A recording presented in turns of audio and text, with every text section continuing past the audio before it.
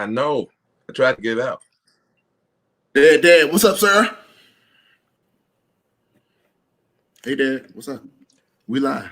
There we go. Good to see you. Welcome to Hey, Lessons Learned. man, what's happening? What's happening? Another good day. Another good day. It's a better day. Yes, sir. Because it's Another good Father's day. Day, old man. Shout out to Indeed. you. Indeed, man. Thank you, sir. Especially to you, Dad. Yes, Happy sir. Daddy's Day. Yes, Hey, sir. everybody, y'all come in. As y'all come in, just say hey to us in the chat. We got a lot to Yeah. talk about today Yeah. and a little time to do it. Yeah. I'm looking Hey, for you everybody. on your page. How y'all doing? Dad is streaming to my personal page. You can share it from there. As y'all come in, y'all share for us. Let the world know that Lessons Yeah. Learned Live is back today. It is Father's Day. Back, yes, sir. Dad, Yeah. it's good to see you. Yeah. I'm sharing it right now. Let's share. We'll give our family a little time to come in and hang with us. Yes, sir. Indeed. I see y'all. David Morris. What's up, bro? Yeah. My LB. Miss Debbie Mack. Rakita Mangum is in the building. Miss Debbie Mack. Hey, everybody. We're getting ready to That's it. That's sharing some excitement. Happy Father's Day to all of the dads and just everybody everywhere. Listen. Yeah. Father's Day is, yes, sir. It may be under-celebrated, but we have a reason to turn up today.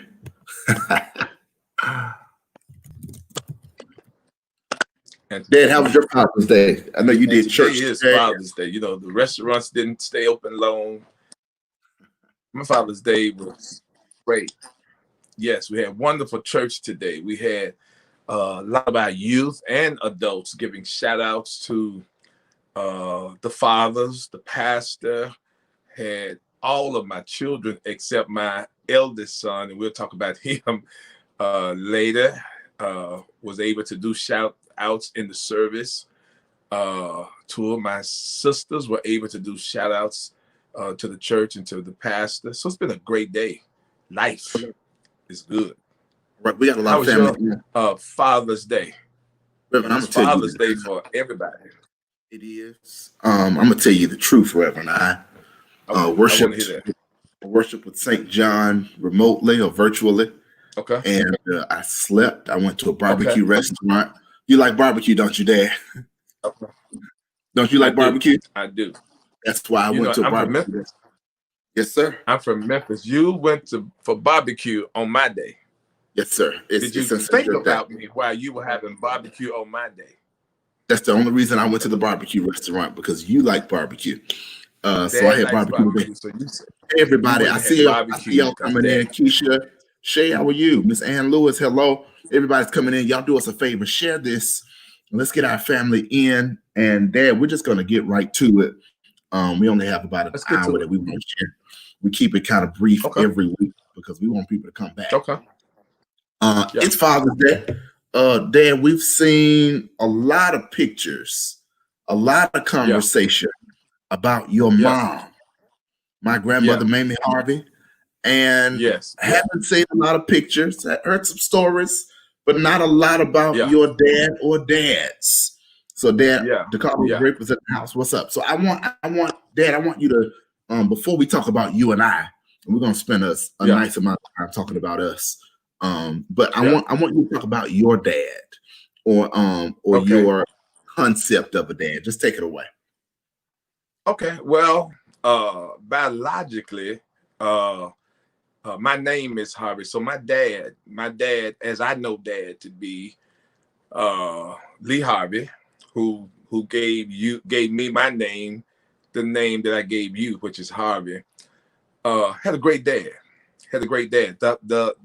The probably the most painful thing about my dad is I didn't really realize how good of a daddy I had until I had sons.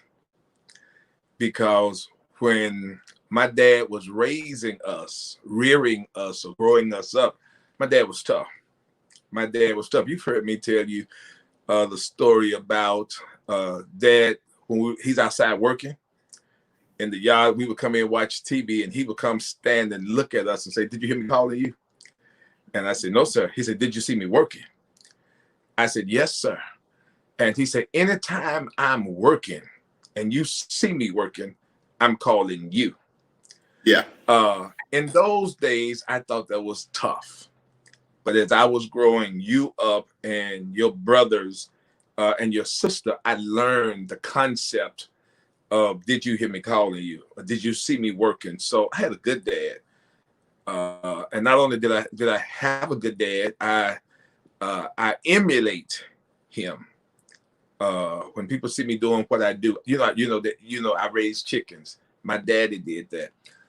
I have the detached garage. My daddy. I have things I told you: the lawnmower, the shovel, the rake, because my daddy told me those were things that men were supposed to have. I don't let women, no offense to anybody, but I don't let women cut my hair because my daddy told me not to. Yeah. And so my daddy was a very influential person in my life. And then finally, as I grew into ministry, well, before I got into ministry, my dad was a quartet singer. So when people ask me, where did I get quartet singing from? When I was 3 years old, my dad's group was having rehearsals in our living room. And so this guided me when I was 3 years old. And my dad was what you call a cussing deacon, a drinking deacon. Maybe somebody listening might know what a cussing deacon is or a drinking deacon. But my dad was that deacon, and he loved me as a son. But when I became a preacher, and I'm done when I tell you this, when I became a preacher, my dad was ever so proud of me being a preacher. And even with his habits, he was my driver. He was my chauffeur. He lived. Once I started preaching, my dad lived for me. I didn't have an engagement in the city or Mississippi or Arkansas where my dad did not go. So I had a great dad. Great dad.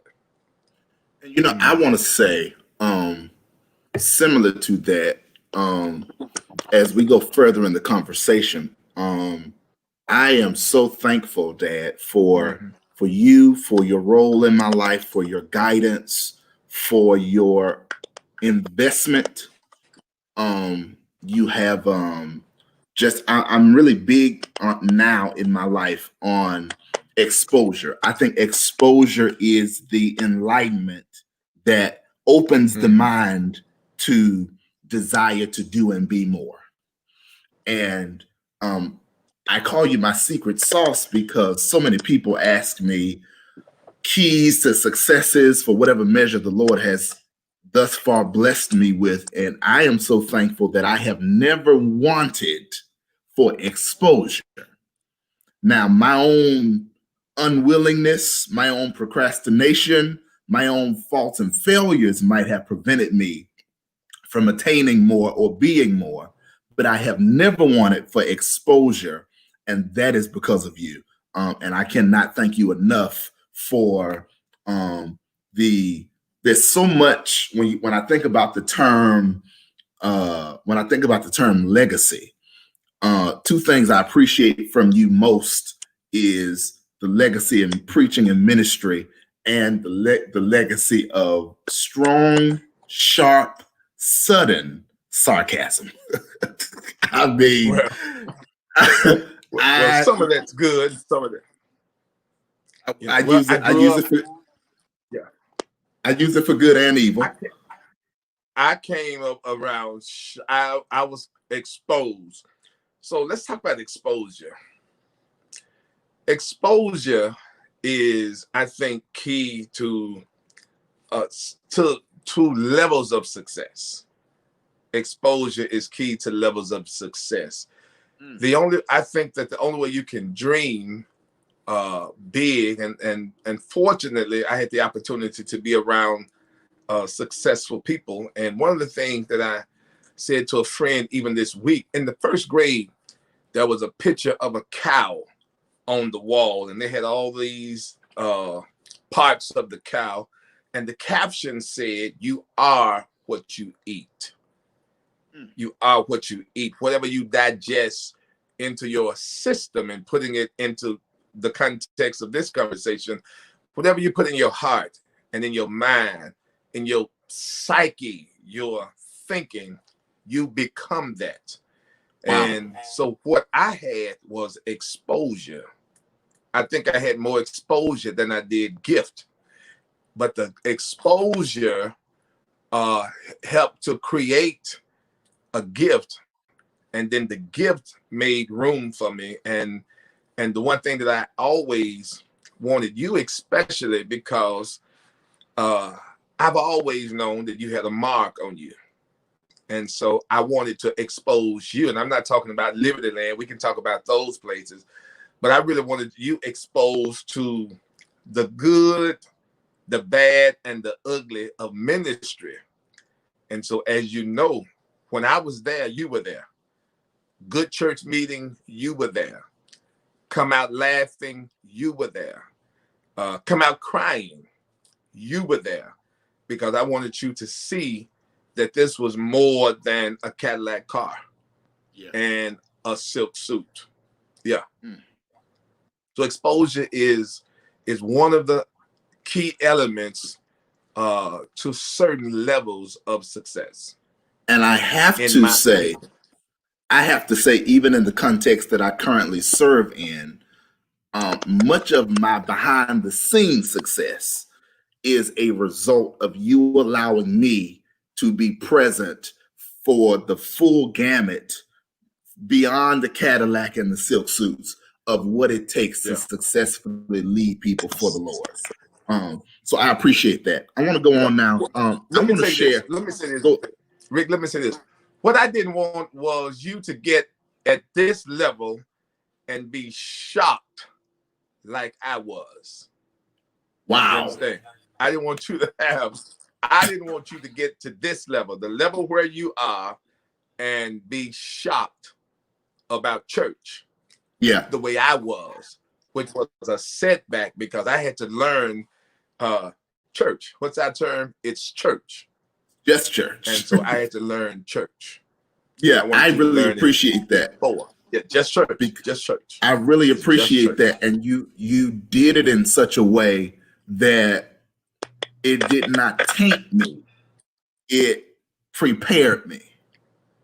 And there are some exposures that are like muddying the water for people. And I was just last week somebody asked me, one, do you want to be a senior pastor? And I said, yeah, I'm called to it. I sense it. But where the Lord has me right now is where I want to be, you know? And they said, well, you've seen so much. And, you know, you have your own challenges in your context, and you've seen behind the scenes with your dad. Why would you ever want to still pastor? One, nobody who's with nickels worth of baloney's worth of common sense wants to do this. It's a call that you have to answer. Yet for me, the preparation that you gave me was golden. But one of the life lessons you gave me, even beyond ministry, just a few, you may laugh because, again, even your deep, conscious, necessary lessons are shaped in sarcastic humor. But you taught me, one of the things you taught me was to believe in myself. I remember very, very vividly, initially in life being a follower.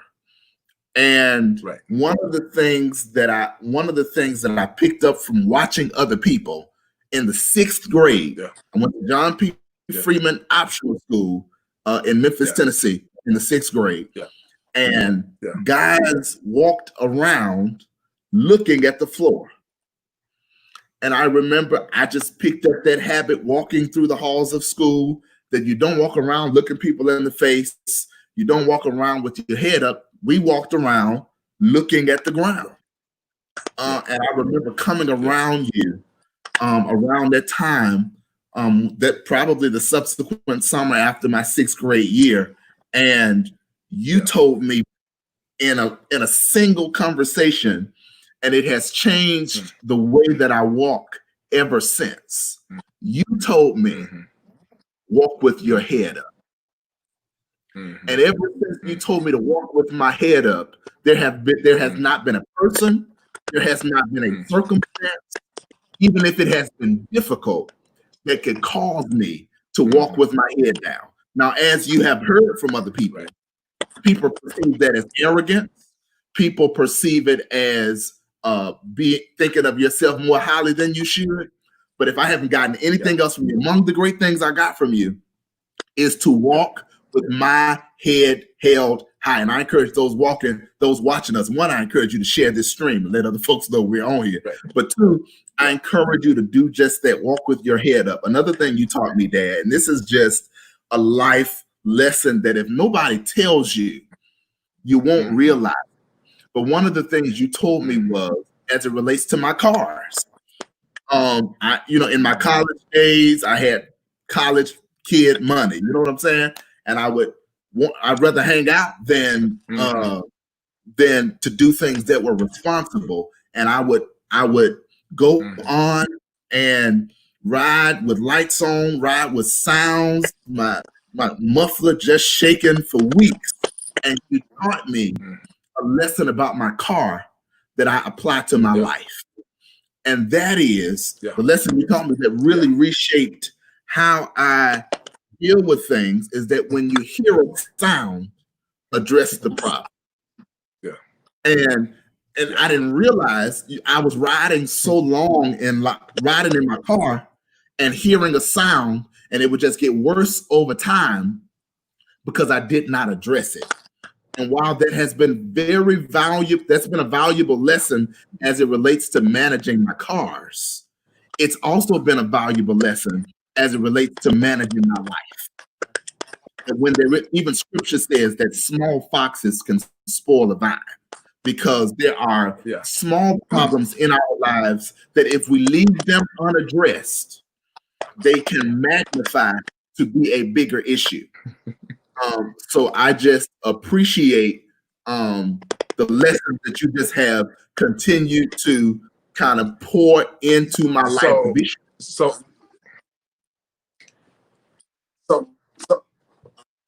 I remember. Yeah, it's been helpful that I have to address the sound. Go ahead, I hear you.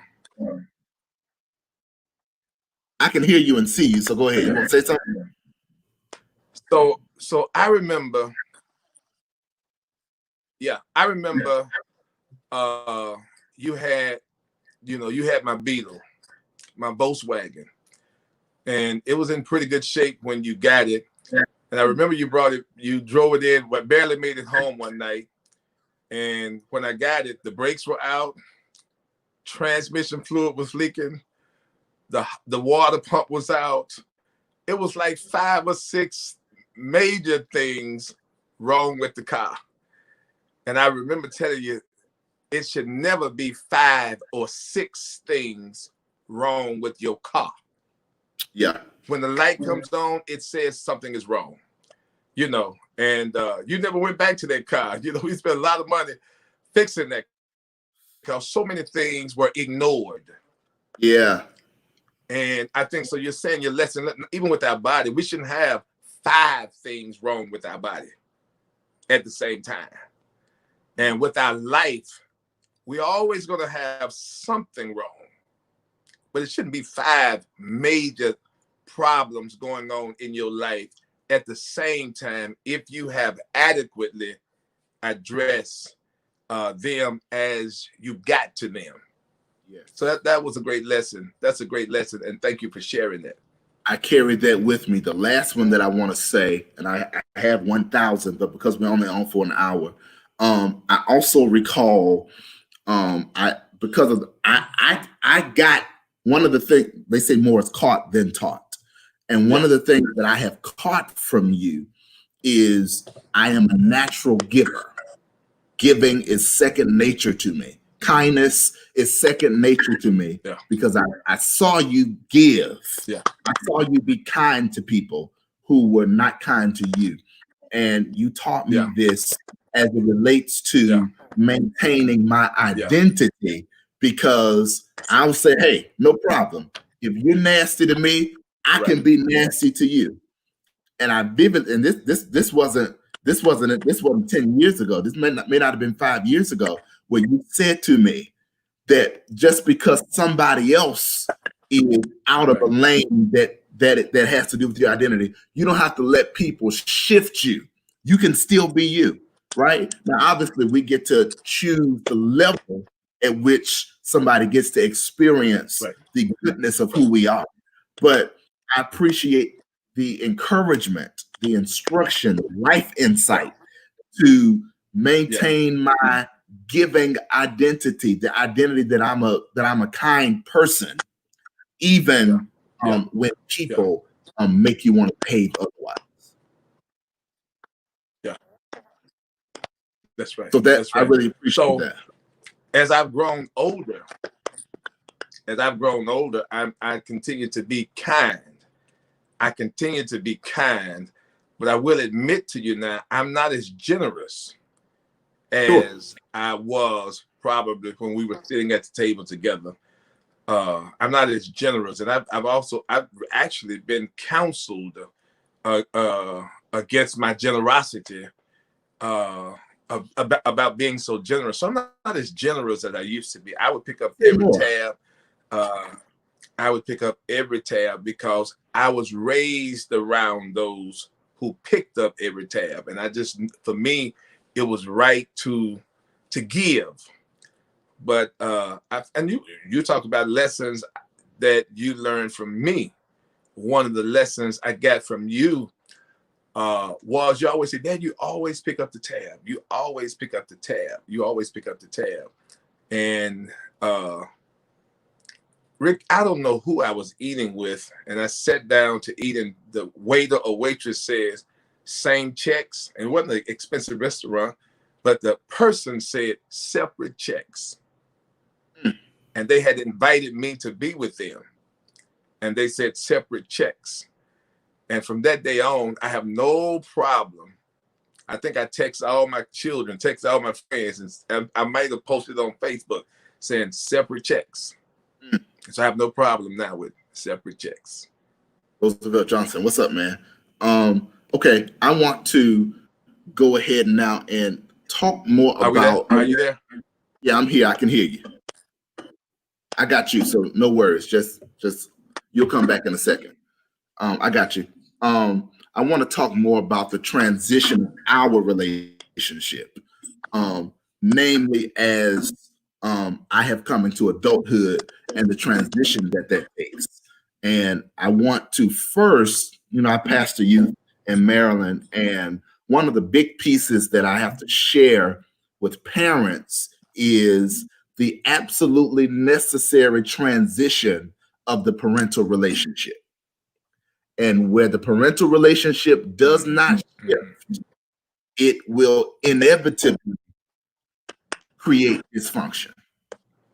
Because as an infant, you have to do everything that an infant needs for that infant. And as that infant matures into toddler life, you begin teaching them to do it and doing it with them. And then they become a child and a teen, and they start doing things on their own with your supervision. And then at the young adult phase, college age, right, you start to become a coach for them. And then and as they mature through the young adult years into full adulthood, you become like this advisor who is decreasingly needed and minimally needed for the kind of instruction, advice, oversight that infant child needed. Same person, different season. And so our relationship has, at some of those transitional points, at some of the transitional points in our relationship, we didn't always make the smooth turn sometimes we were jolted to the next season. And I've said it on Facebook, and people have discouraged me from saying it, but you know, I'm like you. I do what I want to do. Praise the Lord. But our relationship for a while was in a season that I call life support. Now we haven't talked about this term, so before we go there and share at the level we choose, do you agree that term is very suitable for the season that we were in? Well, I would have to say that term may be suitable for you. Okay. I never saw it as, I saw it from the viewpoint of a parent. And I think my vision on it and my seeing was that of a parent, and I think yours was, and yours was that of a son. Makes sense. However, I understand yours because I've been a son too. To a father, a tough father like me, probably tougher. So I would say it's a true aspect for you, but as a father, it wasn't that for me. Yeah, I wasn't sure. This might have been 5 or 6 years ago. I was not sure that we would have a relationship. Because of the level of head-butting that transitioned to a season of minimal communication and connection. And I just said, I guess this is, against my hopes and wishes.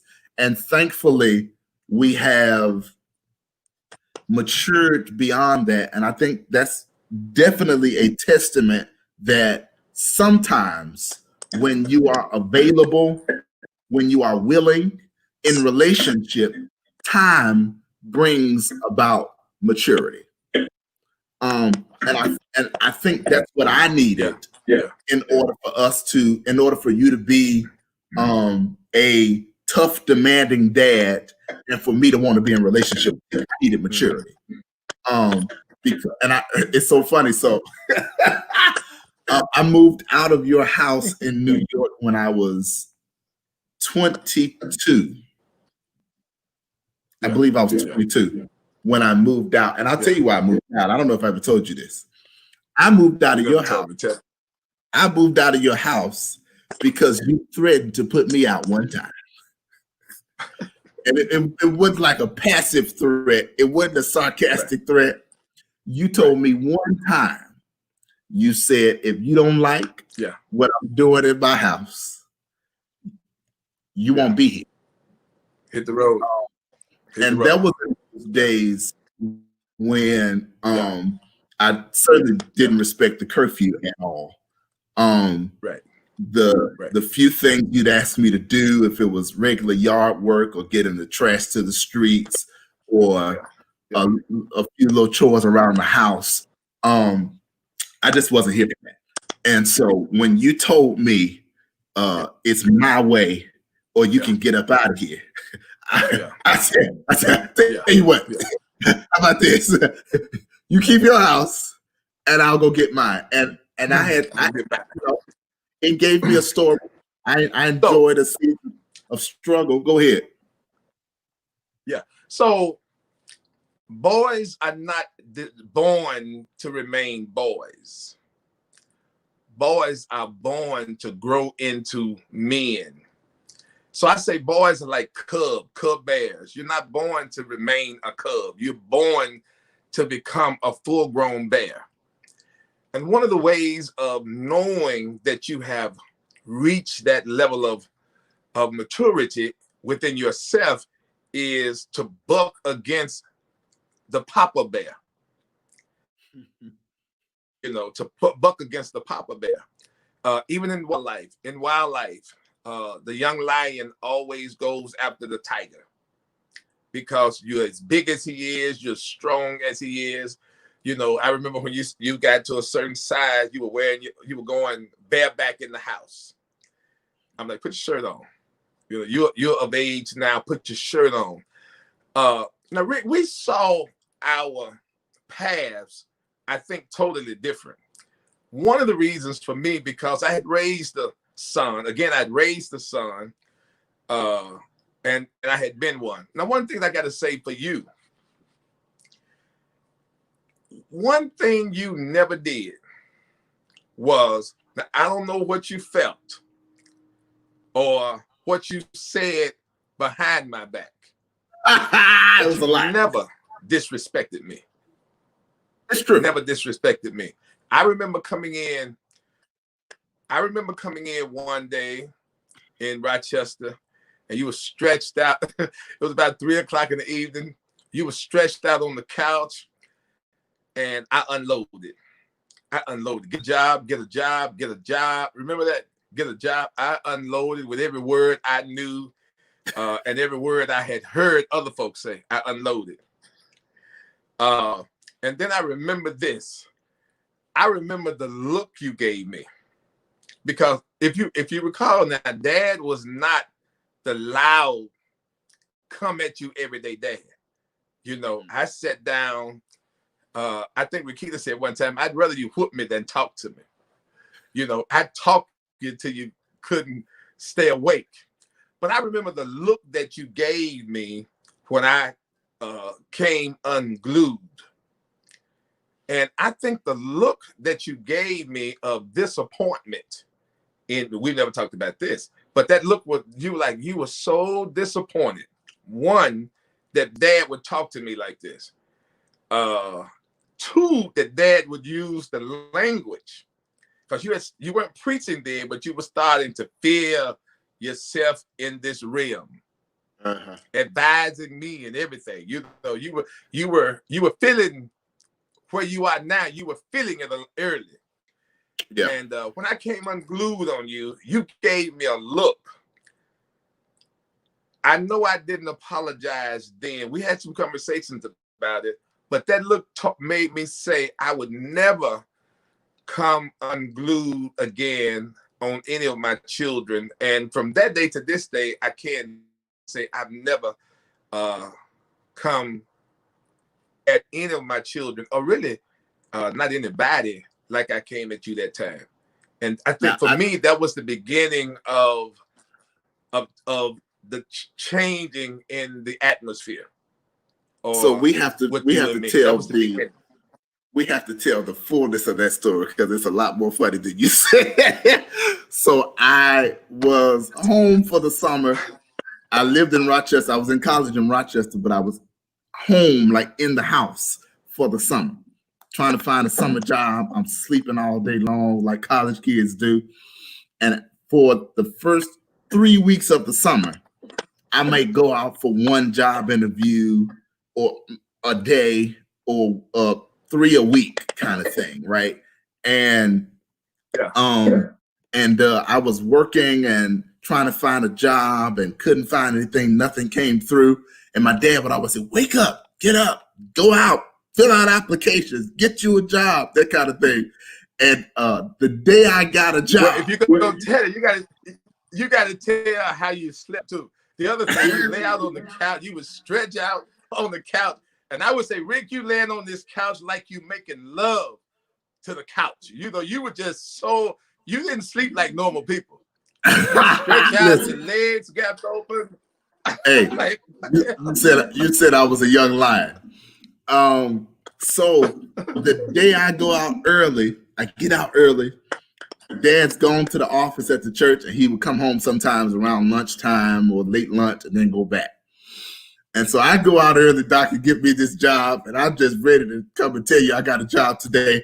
I get home, you're not there. I go to sleep. And I wake up to Dad stretched out on the couch.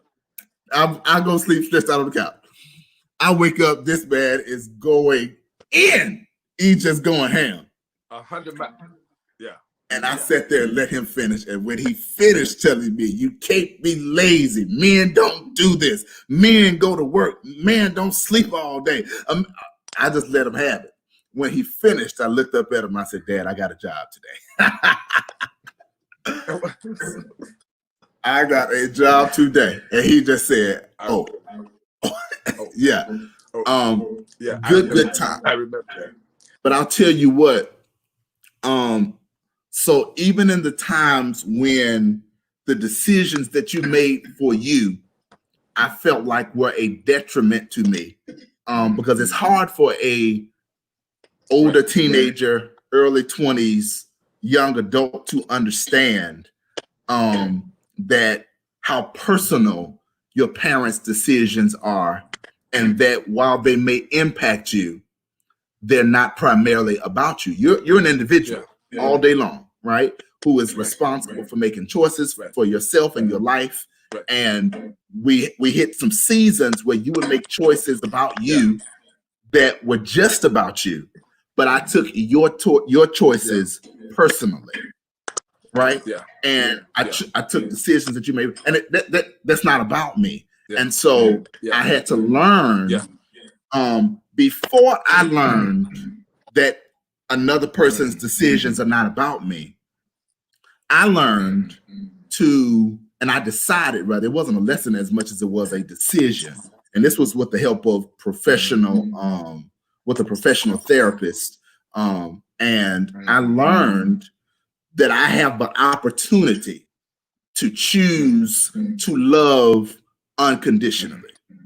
And before I ever got to the understanding, Dad, that if you chose right now, if I said we're going to wear black and white on the broadcast, and we didn't plan this, but if I said we were going to wear black and white on here and you went and got purple and gold, you know what I'm saying? There are some things about you that would make you inclined to make that choice for yourself. You know what I'm saying?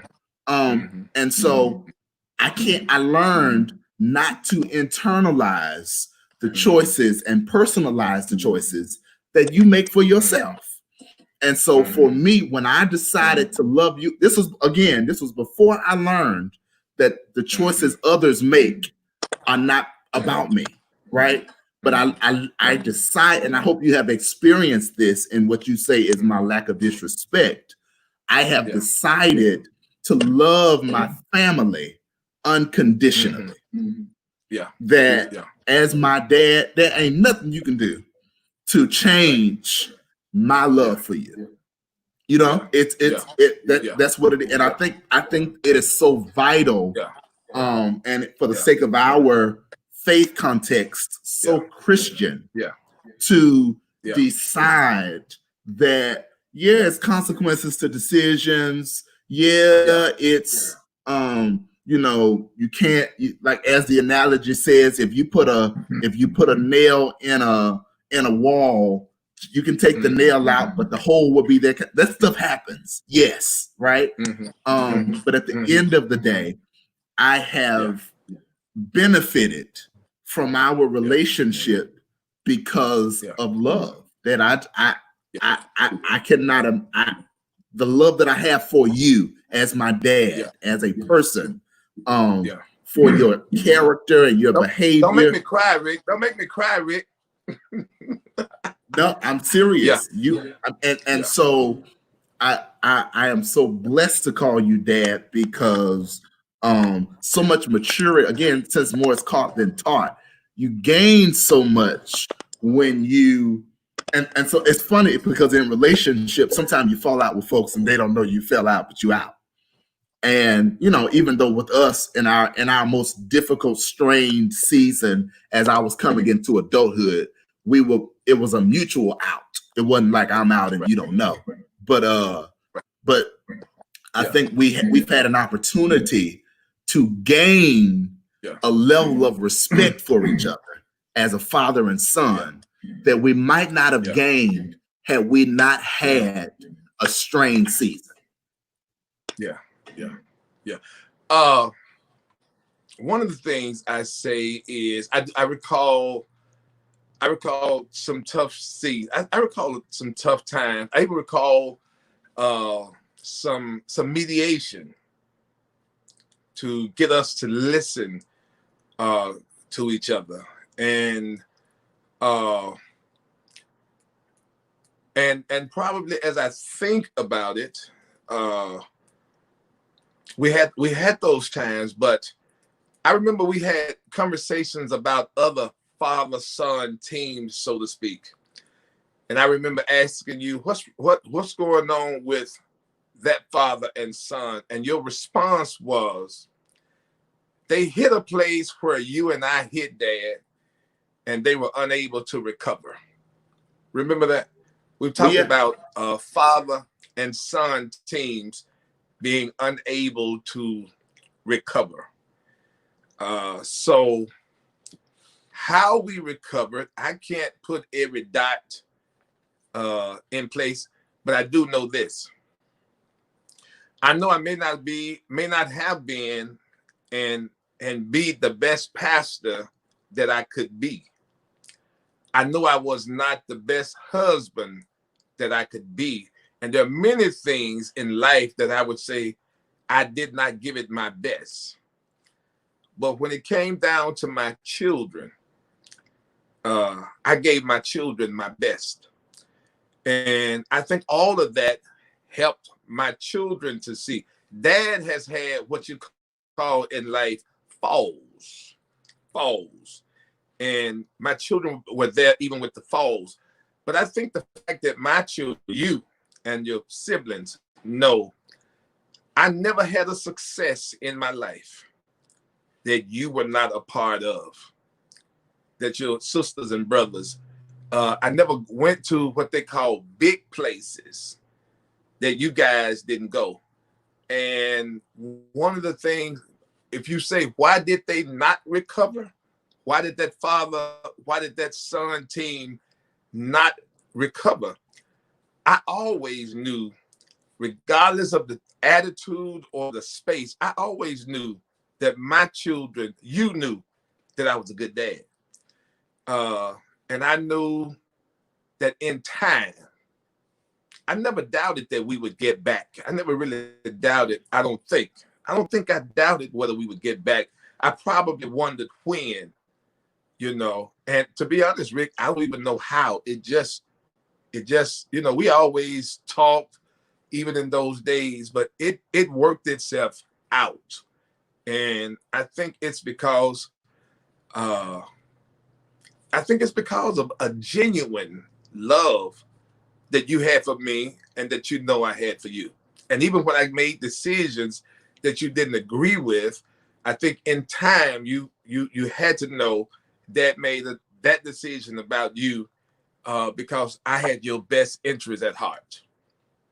Yeah, I would if we had to say to those who are with us, who are experiencing those times, if we had to name some things that that helped us to overcome the strained season that can kill a father-son relationship, I would say unconditional love is one of those things. Admiration for one another, it's one of those things. But I think the greatest among those things is humility, genuine humility that we have shared with one another. Now we are similar in this. You can't tell either one of us anything. We both know everything, right? And we both process. We know everything. But we both process corrective feedback in private.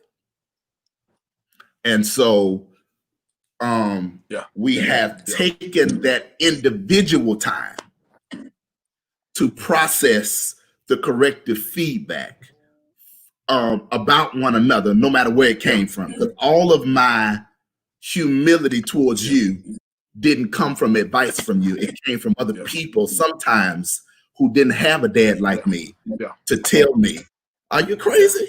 You mean to tell me you don't rock with your dad?" If I had a dad who did half as much for me and was half as great as that kind of thing. And so I think that humility and our willingness to be somebody better than I am right now has played a major part in us having the relationship that we have today. And I so value Rakita's on. She's in the chat. She lives in our chat because she thinks the show is about her.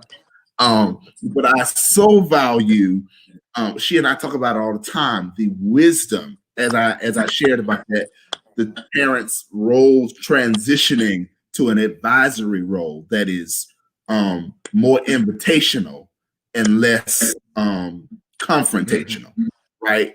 And I so value at this phase in my life, I'll be 30 next year, and I so value the wisdom that you share 90% of the time when I invite you to. Do I think you have an opinion about every aspect of my life? I know you too well not to think you don't have an opinion about everything that I do. But I appreciate that typically 90% of the time, unless you feel like I gotta tell him this, 90% of the time, you don't press me about your opinion as a trusted advisor in my life. You don't take for granted. It appears you value the place, the voice that you have in my life now, and you don't use it for every little thing. You don't, because you know, essentially, for the most part, even if I disagree with you, I trust you enough and value your voice enough to really go with what you say these days, even though I'm over 21 and self-supporting. And so two things. So two things. I want to back it up just a little bit. Because I know people may be wondering what took them to this strain. How did you get into that bad place? Because when you graduated from high school, all you wanted was a one-way ticket to your daddy, a one-way ticket to me, one-way ticket. I'm going to my daddy. And so people may be wondering what happened. As a youngster, you had to deal with dad's life. Dad went through divorces, and you had to question yourself. You had time where you had to wonder what happened. And I'm talking about that, but I'm talking about what children, and when I say children, I'm still talking about high age teenagers have to process and have to. And one of the things that I did not understand is just how detrimental a divorce in a child can be, not only to the parents, the people who are divorcing, but it's a detrimental thing to the life of the children. The children go through the same experience in a divorce. And I'm saying this to somebody who's on the verge and can work it out. I always say, Rick, to people, especially if they have kids, if you can work it out, work it out. And not just for yourself. If you can get past yourself and work out your situation to keep from actually destroying your children. So you had a lot to work through. Dad was in the pulpit preaching every Sunday, unity and peace and love and togetherness and preaching family. And you were not seeing Dad be the same person. Let's put that out there. You were not seeing Dad be the same person at home that he was in the pulpit, and you were growing into being, as you saw, just like Dad. And there were some things about Dad that you didn't understand, that you did not like, and really didn't appreciate. So you had to, and yet, not only is my aspiration to be like Dad, but my calling is to be like Dad. And you're like, what the hell is going on in my calling, in my life, in my dad's life, in our home life? So those are the kinds of things that help to get you in that place. And the fact that Dad came in just out of control a time or two, that just didn't help. That just didn't help. So yeah, so for the that's totally true. What happened? It was a lot of stuff. It's a lot of stuff that happened. A lot of stuff that happened. It's totally true. And people sometimes commend me, speaking of that, on my connection to every branch of my parental structure.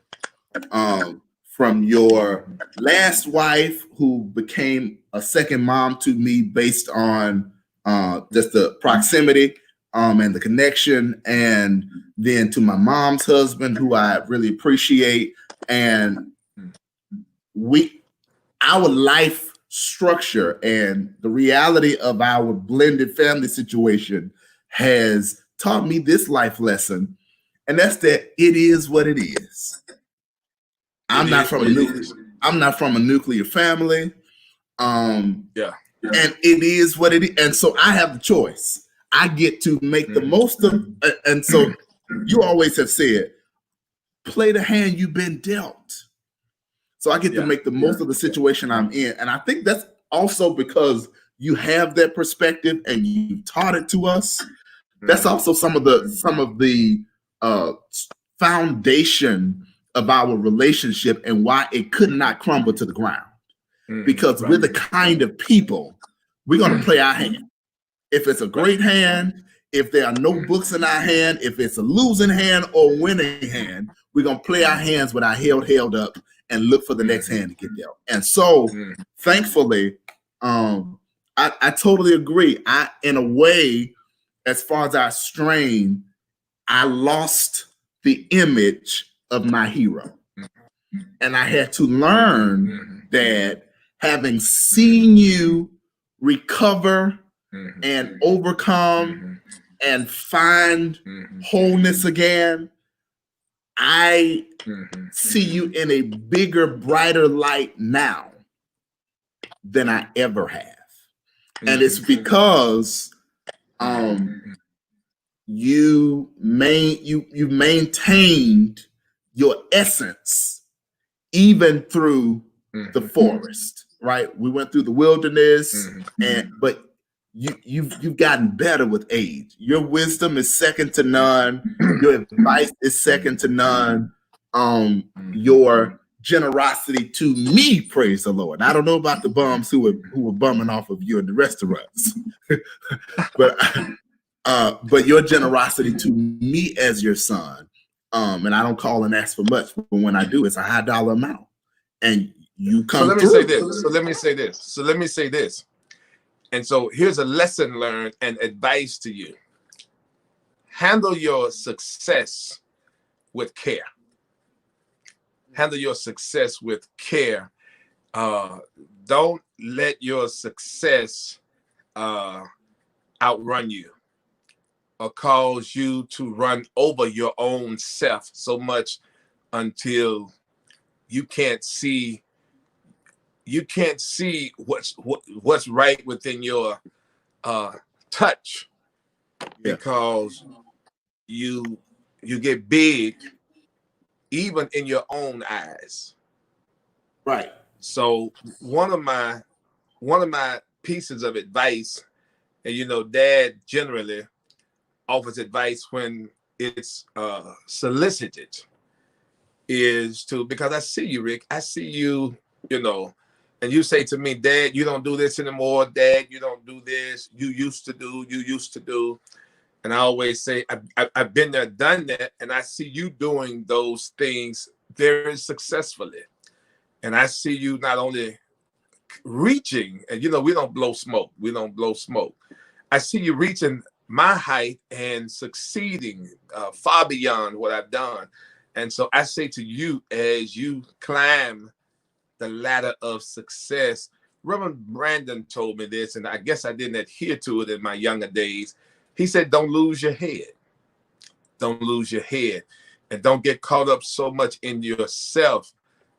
Ministry, successful ministry, good churches, and Dad's been blessed to never have anything but good churches.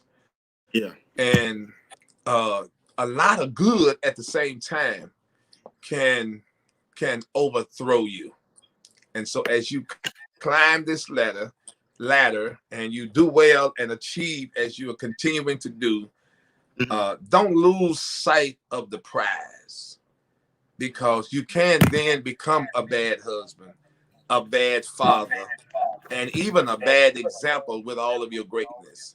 So that's one little lesson I've learned, And I want to tell you that as we move forward. Yeah, I appreciate that. Giftedness is so look, yeah. It looks like sometimes neither one of us is talking. Go ahead. Go ahead.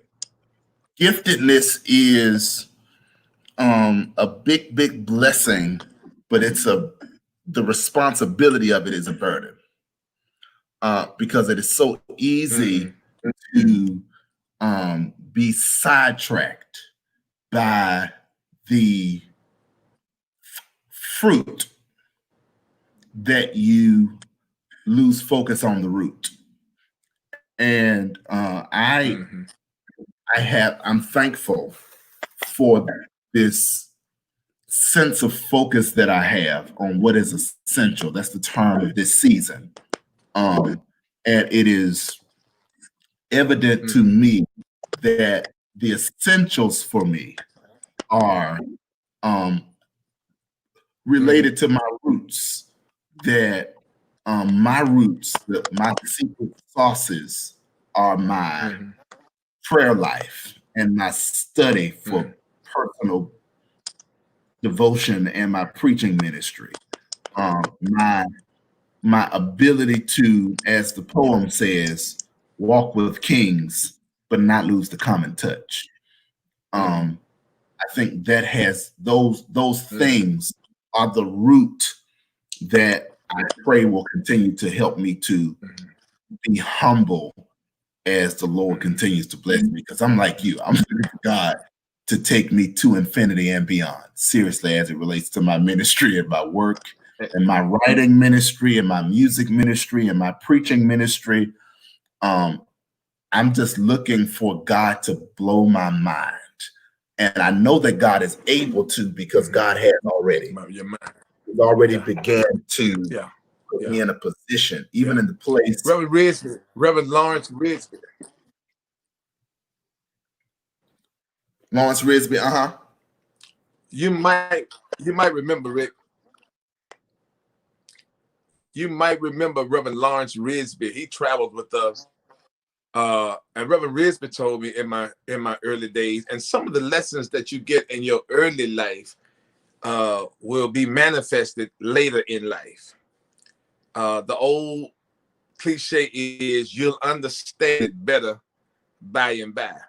Reverend Risby told me it's so many ways to be a fool in what we do until it's hard to miss them all.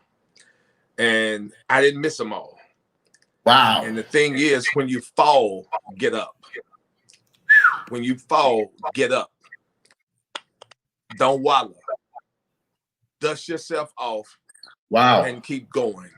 When you fall, get up. And keep going. Dust yourself off. Forgive yourself. Forgive yourself.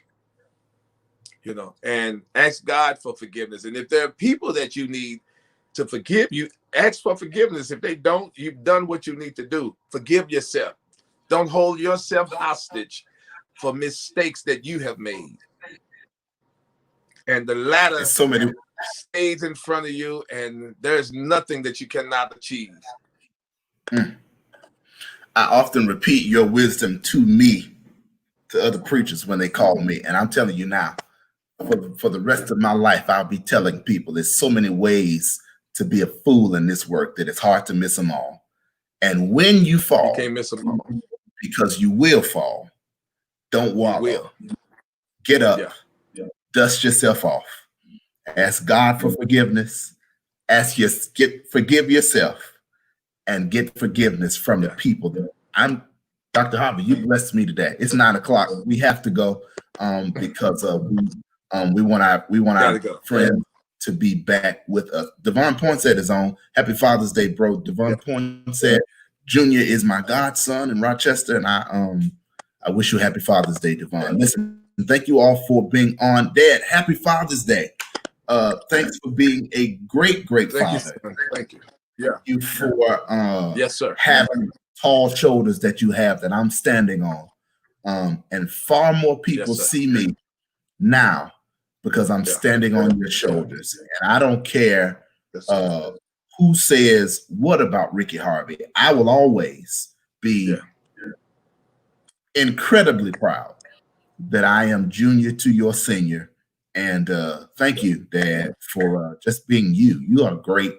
You've been great. Thank you, sir. And greatness is just, look at it. It's just coming out of your pores right now. Just greatness. I love it.